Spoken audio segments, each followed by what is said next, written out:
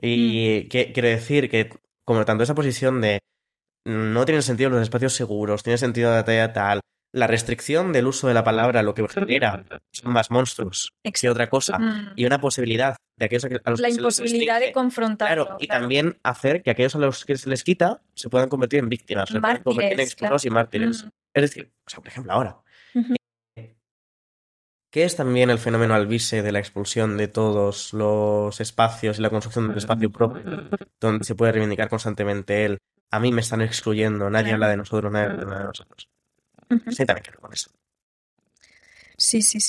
Y además también en el caso de Alvise, claro, precisamente, o sea, yo entiendo que en el caso de figuras como Alvise haya como ese cálculo de decir, vale, pero si le estamos dando un altavoz a esta persona, quizás vamos a hacer que sus ideas lleguen más lejos y pensamos que sus ideas son peligrosas, ¿no? Pero cuando hablamos de figuras que ya han alcanzado, digamos, esa magnitud, ¿no? Que ya se han instalado prácticamente en lo mainstream, si lo que intentamos es silenciarles, lo que conseguimos es, como decías tú, que de alguna forma estamos validando su relato de que, igual es que no hay forma de contraargumentar lo que yo estoy diciendo. Igual es que lo que yo estoy diciendo es incontestable y por eso la izquierda no se atreve. Claro, y de hecho, quiero decir que fue, no me acuerdo, ante todo el proceso que ya me parece que fue hace un montón, pero no fue hace tanto, de tramitación de la ley trans, ¿no? Me acuerdo, por ejemplo, una vez que desde Contextos nos propuso a Laura Freixas y a mí un debate sobre este tema, un debate sobre la ley trans. Y claro, seguramente habría mucha gente en 2024 que diría un debate con Laura Freixas, pero ¿qué estás haciendo? Eso es darle voz a alguien que ha vociferado casi discursos de odio, no se puede hacer de compartir un espacio con ella, tal. Yo en ese momento acepté, o sea, pero yo también que si creemos con la suficiente convicción y firmeza en nuestras ideas, tenemos que estar tan convencidas como para ser capaces de defenderlas y defenderlas articuladamente. Y cuando... Y la cosa fue que Laura Freixas no aceptó. Dijo, además se justificó como diciendo que no creía que ella fuera la indicada para hablar de eso, lo cual había una respuesta muy fácil de no eres la indicada para hablar de esto, pero dedicas cada columna, cada una de las semanas que escribes columnas a hablar sobre este tema. Es decir, lo que no quieres es que te confronten en vivo y en directo a tus propias contradicciones e incapacidad de sostener los argumentos que presuntamente estás sosteniendo. Y a una persona trans que no puedas deshumanizar en ese momento porque la tienes enfrente es más difícil. Claro. O en la campaña de las generales, me acuerdo de ese momento en el debate de igualdad que organizó la agencia EFE para las generales, el momento de enferma crónica con la representante de Vox. Pero claro, o sea, quiero decir mucha cosa de solidaridad en ese momento, porque es una cosa muy bruta que te digan, pero yo recuerdo también en ese debate pensar en ese momento, al final, en ese debate, quien estaba callando a la de Vox era yo. ¿Sabes quién está? Dando una respuesta que era más firme que cualquier cosa que yo estuviera diciendo. Y eso también hay que hacerlo. No basta con como claudicar y hablar a la gente de tu propia esfera sobre cómo vas en declive o cómo solamente, ¿no? O lo mal que están las cosas, cómo crece la derecha. ¿no? O sea, por eso hay que hacerlas.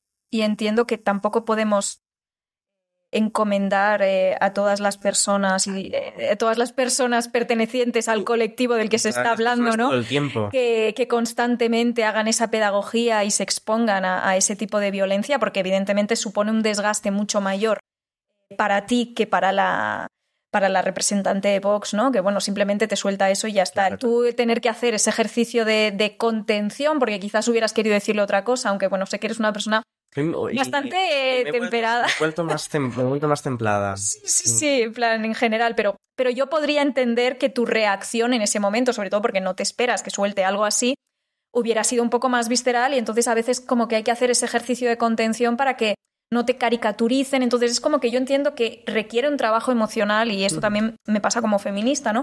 Yo entiendo que requiere un esfuerzo mayor y que no es algo que le podamos exigir a toda persona que ocupe el espacio público y sea LGBT, sea mujer LGBT, mujer racializada, etcétera. Yo lo entiendo, que no podemos estar pidiendo que todo el mundo eduque a todo el mundo, pero sí que es verdad que de eso, de decir, bueno, también mereces tener ese descanso de no tener que estar siempre expuesta a no querer jamás confrontar nada como izquierda, ¿no? Es decir, no, tenemos que quedarnos aquí replegados, ¿no? Y retrotraernos ahí como, sí, recluirnos en nuestros espacios seguros, creo que hay un Con derecho. de convencimiento, ¿no? Porque sobre una frase de tenemos razón, no hace falta explicar. Ya. Sí. O sea, y es que al final Claro. también, quiero decir, tener razón o creerse en posesión de la verdad no sirve de nada. Ya. O tenemos los datos y dato mata relatos, como pues No. por desgracia me temo que no. Sí que es verdad que, o sea, nosotros tenemos que aportar también un marco interpretativo, una historia, porque al final la gente quiere oír una historia y nosotros, pues sí que es cierto que queremos que esa historia sea rigurosa y que esté fundamentada en datos, pues digamos, y demás, pero claro, al final tampoco podemos limitarnos a ir soltando datos así como si nada, aislados en el vacío y esperar que la gente que siente esa incertidumbre, por ejemplo, muchos hombres jóvenes ahora radicalizándose en la manosfera y demás, no podemos limitarnos a enseñarles los datos de la Fiscalía sobre el número de denuncias falsas. Claro. O sea, necesitamos un esfuerzo pedagógico que vaya más allá y esto parece que cuesta decirlo. Pero totalmente. Pero sí. Que no basta con gestos retóricos o con el decir, ¿no? Por ejemplo, en su momento que no vale llamar fascistas o no fascistas, sino se ataca a la raíz de que proliferen ese tipo de acciones políticas que tiene que ver con normas fiscales europeas, que tiene que ver con la austeridad, que tiene que ver con el sentido de abandono de los pueblos, ¿no? Que no vale con un mero recurso discursivo a la extrema derecha como enemigo, si no se está haciendo nada para combatir las causas de las cuales la extrema derecha es síntoma. Y esa es una tarea de la cual, pues, evidentemente, hay que hacerse cargo, pero hacerse cargo es complicado. Hacerse cargo es difícil, exactamente de la misma manera que es difícil conformar alianzas y unidades con distintas formaciones. Hacia antes la lista y no voy a volver a repetirla. Es complicado. Ir juntas en esa diferencia es complicado. Es mucho más fácil estar en una esquina hablando más alto o pidiendo más cuando no se tienen que gestionar ni las cosas ni las contradicciones. Pero es que así no se consigue nada. Y ahora tengo que pensar la pregunta, ¿no? Ahora tienes que pensar la pregunta para... Es Miquel Ramos, ¿verdad? Vale. Ay. Es Miquel Ramos. No. Justo ahora me estabas hablando de ultraderecha, entonces claro, sí, nuestro próximo invitado, a no ser que haya algún tipo de contratiempo, pero en principio el siguiente invitado va a ser Miquel Ramos, así que quizás vale. En esa línea, claro, ¿o no? Pues, sí. Le puedes preguntar por Taylor Swift también y ya. Sí, o sea, primero si es Swiftie, Miquel. La primera pregunta, ¿eres Swiftie, Miquel? Y luego... El punto, yo con Miquel fue en un congreso sobre discursos de odio, creo, de la UGT. Claro, me planteaba porque esa entrevista ya será después de estas elecciones europeas, del 9 de junio. No sé si la grabáis antes. No, será el 12. Vale. Sí.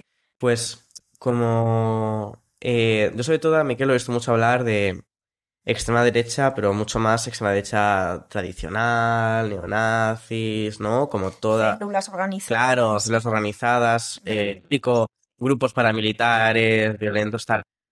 Pero me genera curiosidad, porque quizá no he leído tanto, la interpretación que haría Miquel Ramos de este tipo de fenómenos de extrema derecha mucho más polimorfos, digitalizados, al estilo, ¿sabes? Europeas, ¿no?